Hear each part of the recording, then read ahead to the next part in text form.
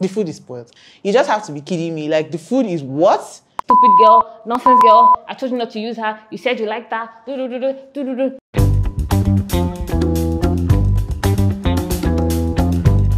My name is Chidima Francis of Crystals by Chi Events. My name is Ebu Adana, and I'm the creative director of YK Events. So, of course, we're planning the event, and then 3 weeks into the event, the client said that she wanted to do a photo shoot in the morning before going for her event. I'm like, if you want to do photo shoot in the morning, most of your vendors are coming from out of town. The best thing you can do is to sort an accommodation for them to sleep. She agreed. That day we spoke about it. And then 3 days later, I saw a message on my phone. I'm not sure we can do this. And the vendors are meant to charge and put the accommodation cost in their charges. I said no, that a normal traditional wedding should start at 12 noon. Vendors are meant to arrive at 8, 9. But if you want to do a photo shoot, I advise that we start at 6. And nobody is going to do a 2-hour journey from wherever they're coming from and get there before 6. They insisted that they should come on that day, that will be fine. On that day, do you know Enugu to Oka Road? It was blocked. People were in traffic for 2-3 hours. The only grace we had was that the hairstylist had a job in the same area a day before. So he slept over and then he came for my job that morning. But then every other person were stuck in traffic. So we're literally just sitting and waiting for them to come. So after the hair was over, this was like 7:30 a.m. We were still sitting and waiting for makeup artist, waiting for photographer, waiting for videographer. Nobody was there.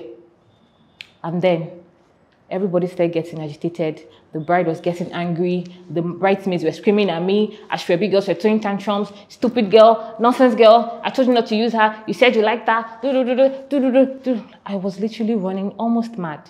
So literally I sat there and then I was getting really tensed. My assistant now dragged me out. Said, no, just go. Let me just sort this thing out.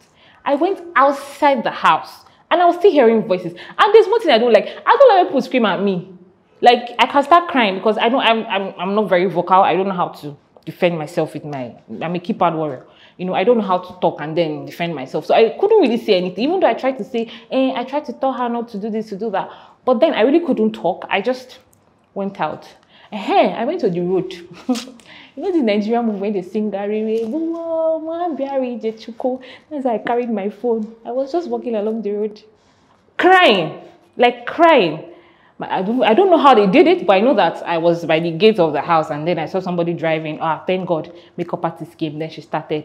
After like 30 minutes, like 11:30, at almost 12, others arrived and then we went about our day. Yeah, we're a bit late, but that 2 hours of that insult, literally, was insult. Like, that was the day I almost said, are you sure I will not just carry my certificate and go and look for work? Because this thing that we are doing, is this how I'm going to be doing it? But anyway, the event went well. We got back to the hotel that evening and I just went back to just, try to apologize for what happened, because one thing this job has taught me is that you almost cannot defend yourself all the time. If anything goes wrong, it's still you. So maybe, I don't know if I should have insisted, but then I tried. I went back to the bride and I like, okay, aside the challenge we had in the morning, what other review are you going to give me? And they gave me good reviews. And then that same person that started the insults in the morning came and told me that I'm the first person that she has raised her voice at, and I did not talk back. I was like, Auntie, it's the grace of God that made me not to talk back at you. So my horrible story was in December of 2019. Now, we had an event in Imo State, and it was a traditional wedding. We got to the event, I think the night before, but we got there like, very early. And so if you know decorators are supposed to start working like the night before. But then this decorator didn't show up until the morning of the event. And so like he came around 6 a.m.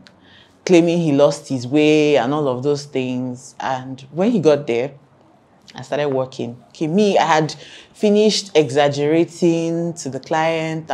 Well, not like exaggerating because it was what we had discussed. So I had told the client, what to expect, how the stage was going to be and everything. And then they brought the stage, and it was like a cubicle. It was very small. It was like I don't even know how to describe it, but it was really, really small. And then they started doing the rest of the decor. The bride came into the venue. First of all, she cried. She cried her eyes out because everything that she had paid the decorator to do, he did the absolute opposite of it. And then so the event started, and in fact, before the event even started, we were looking for our DJ and we didn't see him. So we started calling him, and he kept saying he was on his way. There was traffic, one thing. And eventually, when the guy got there, it was past 4. Now, because the event had started a bit late, he still had time to play for the second outing, because for the first outing, we had to use our phones to connect to like the live band's amplifier to play the music for her to come in. It was a disaster. And then halfway through, we noticed that, our guests were beginning to reject the food that we're giving them. And I just kept wondering, like, what's the problem? Like, what's going on? People just kept saying, oh, I don't want to eat, take it back, and all of that. And I just asked my girl, okay, taste this food. Is there something wrong? And then she tastes it, and she's like, ma, the food is sour. The food is spoiled. I'm like, no, you just have to be kidding me. Like, the food is what? She's like, yes, the food is bad. I'm like, okay. I go to the caterer, and I explained to her that, ma, your food is bad. People are complaining, and they're rejecting the food. She just goes, oh, no, it can't be bad. There's nothing wrong with it. And I'll give her the food. I'm like, okay, taste it. Like, be sure that, this thing you're telling me, I'm not the one that is making it up in my head. And she says, no, that, it's not bad. Like, she didn't really get the sour taste in her mouth. I'm like, how can you say that? It's like, everybody has rejected the food. My girls even tasted the food, and you're saying that the food is not bad. And then so she starts to explain that, the cooler where the food was, there was water in it, and so it got contaminated. There was bad food.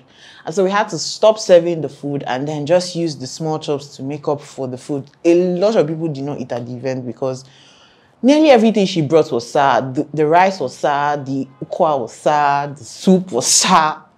Almost everything. I think the things that were good were just maybe a handful, and they just had to manage it like that. And it was a horrible, horrible story. I can't even, I didn't know how to even go back to the client to start apologizing for these things, because it was just one bad thing after another.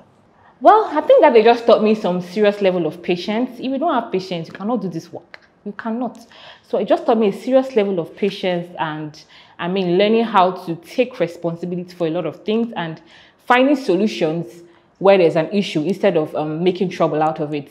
Because I know some people that have been like, yeah, I want you, but I didn't want to do all that. I just wanted to get the date done. Then when we come back, maybe next time, I'll be more firm when I'm making decisions for events. So yeah, that's about it. Thank you.